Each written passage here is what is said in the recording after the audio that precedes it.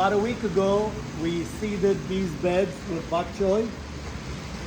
Okay, and we hand seeded it.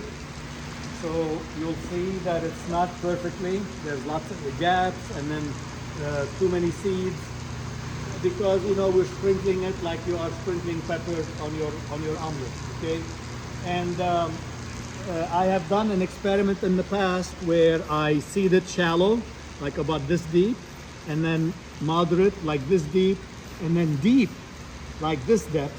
And I tried them, and they all germinated.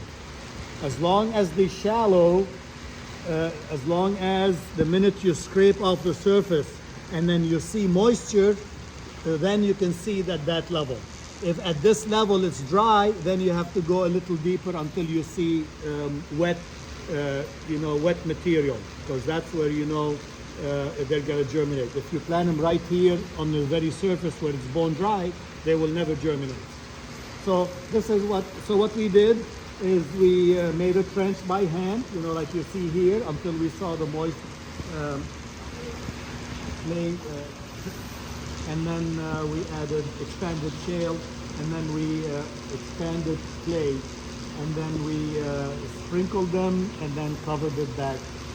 Okay, so of course they are a little small. I can thin them now, but there's no rush. I will thin them till they are about like 3 inches apart.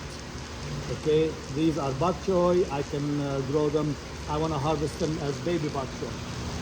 Okay, and as you see here, let's see, this bed was, this bed, you had to go a little deeper before you start seeing moisture. So you cannot tell someone, go dig a trench that's ½ inch, because each bed is a little different. This one seems to be like about 1 inch before we saw moist pellets.